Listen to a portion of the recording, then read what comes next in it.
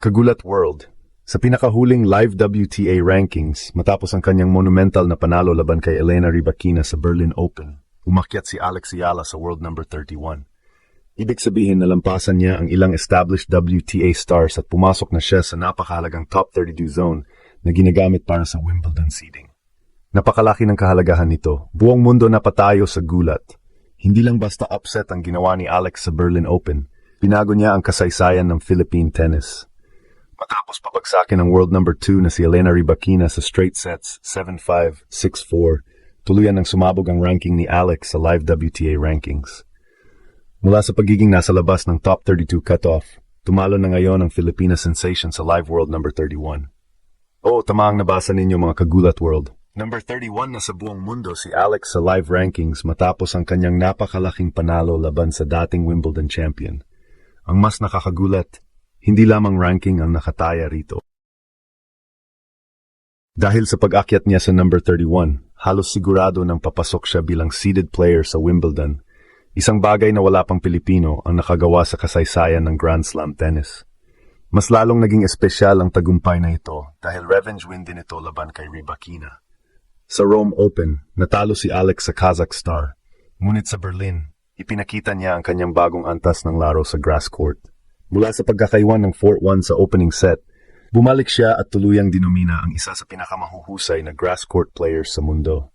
Ngayon, habang nakatingin ang buong tennis world sa kanyang quarterfinal campaign sa Berlin, isang mas malaking usapin ang pinag-uusapan. Kaya bang mas mataas pa sa number 31 ang marating ni Alex bago magsimula ang Wimbledon? Kung magpapatuloy ang kanyang magic run, posible pang masira ang isa na namang makasaysayang harang para sa Pilipinas. At sa puntong ito, tila wala ng imposibleng mangyari para kay Alex. Kagulat World, ito na marahil ang pinakamalaking ranking breakthrough sa career ni Alex ngayong 2026. Sa pinakahuling live WTA rankings, matapos ang kanyang monumental na panalo laban kay Elena Rybakina sa Berlin Open, umakyat si Alex sa world number 31. Ibig sabihin, nalampasan niya ang ilang established WTA stars at pumasok na siya sa napakahalagang top 32 zone na ginagamit para sa Wimbledon seeding. Napakalaki ng kahalagahan nito. Sa tennis, hindi lang ranking number ang usapan kapag nasa top 32 ka. Kapag seeded player ka sa Grand Slam, maiwasan mong makaharap agad ang mga pinakamalalakas na manlalaro sa unang mga rounds. Sa madaling salita, mas maganda ang magiging landas mo sa torneo. Ito ang dahilan kung bakit napakahalaga ng pag-akyat ni Alex sa number 31. At isipin ninyo kung paano niya ito nagawa. Sa Berlin Open, unang biktima niya ang reigning Queen's Club champion na si Donna Vekic. Marami na agad ang humanga sa performance na iyon. Ngunit ang sumunod ang tunay na nagpayanig sa tennis world. Humarap siya sa world number 2 Elena Rybakina, isa sa pinakamalakas na servers at dating Wimbledon champion. Sa papel, paborito si Rybakina, ngunit hindi iyon ang nakita sa court. Sa unang set, naiwan pa si Alex ng 4-1. Maraming players ang bumibigay sa ganoong sitwasyon laban sa isang elite opponent. Ngunit hindi si Alex. Isa-isa niyang binawi ang mga games gamit ang kanyang agresibong forehand, matatalinong returns at kahangahangang composure sa pressure moments. Mula sa 4-1 deficit, nakuha niya ang unang set, 7-5. Pagdating sa ikalawang set, kitang-kita ang kumpiyansa ng Filipina star. Hindi siya umatras. Sa halip, siya pa ang nagdikta ng mga rallies laban sa dating Wimbledon champion. Tuluyan niyang isinara ang laban sa score na 6-4 upang maitala ang isa na namang makasaysayang top 10 victory. Ang resulta?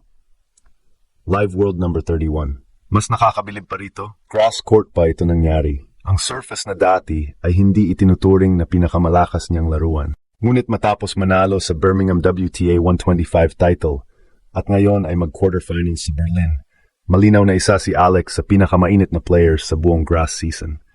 Ngayon, nakatutok ang buong Pilipinas sa kanyang susunod na laban.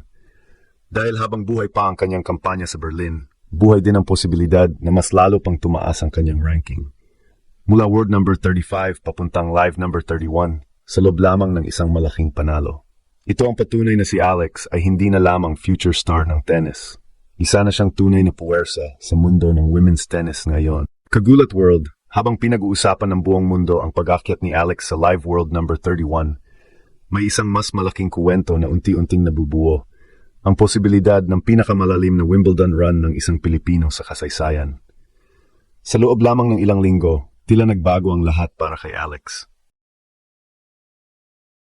Noong simula ng grass court season, marami ang nagtatanong kung kaya ba niyang makipagsabayan sa mga pinakamahusay na players sa ibabaw ng damuhan. Hindi lihim na mas kilala siya noon bilang isang mahusay na hard court at clay court competitor. Ngunit ngayon, ibang usapan na. Ang kanyang Birmingham WTA 125 Championship ay nagsilbing babala sa buong WTA Tour. Ngunit ang Berlin Open ang tuluyang nagpatunay na hindi aksidente ang kanyang pag-angat. Ang pagkatalo ni Elena Rybakina ay may napakalaking simbolismo. Hindi lang dahil world number 2 si Rybakina, hindi lang dahil dating Wimbledon champion siya, kundi dahil ipinakita ng laban na kaya na ni Alex manalo laban sa pinakamalalaking pangalan sa pinakamalaking entablado. Sa nakaraang mga taon, madalas nating marinig ang salitang potential kapag pinag-usapan si Alex. Potential future champion, potential top 50 player, potential Grand Slam contender. Ngunit ngayon, hindi na potential ang usapan. Resulta na. Sa edad na 21, mayroon na siyang Junior Grand Slam title, WTA 125 Championships, maraming top 10 victories, at ngayon ay nasa loob na ng elite top 32 zone ng women's tennis. Mas lalo pang nakakabilib dahil hindi ito nakamit sa pamamagitan ng madaling draw o swerte. Pinaghirapan niya bawat ranking point. Pinaghirapan niya bawat panalo. Pinaghirapan niya bawat hakbang mula sa pagiging batang nangangarap sa Pilipinas hanggang sa pagiging isa sa mga pinaka-pinag-usapang manlalaro sa buong mundo. Ngayon, habang naghahanda siya para sa quarterfinals ng Berlin Open, mas tumitindi ang usapan tungkol sa kanyang ceiling bilang player. Marami ng tennis analysts ang nagsasabing ang kanyang laro ay perpektong nababagay sa modernong tennis. Malakas na left-handed forehand, mabilis na court coverage, aggressive baseline play, at higit sa lahat, napakalakas na fighting spirit. Yan mismo ang nakita ng buong mundo laban kay Rybakina. Kahit naiwan siya ng 4-1 sa unang set, hindi siya nagpanic, hindi siya bumigay. Sa halip, mas lalo siyang naging mapanganib. At yun marahil ang pinakamalaking pagbabago sa kanyang laro ngayong 2026, ang kanyang mental toughness. Hindi na siya simpleng promising youngster.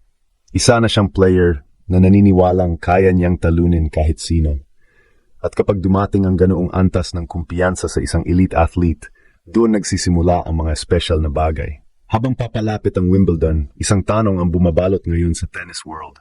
Hanggang saan ang kayang marating ni Alex? Kung ang dating pangarap ay makapasok lamang sa Grand Slam main draw, ngayon ang usapan ay kung kaya ba niyang makapasok sa second week, kung kaya ba niyang mag-quarterfinals, o baka naman mas malayo pa. Sa ngayon, isang bagay ang malinaw. Ang pag-akyat niya sa Live World number 31 ay hindi dulo ng kuwento. Maaring ito pa lamang ang simula ng pinakamalaking kabanata sa kasaysayan ng Philippine tennis.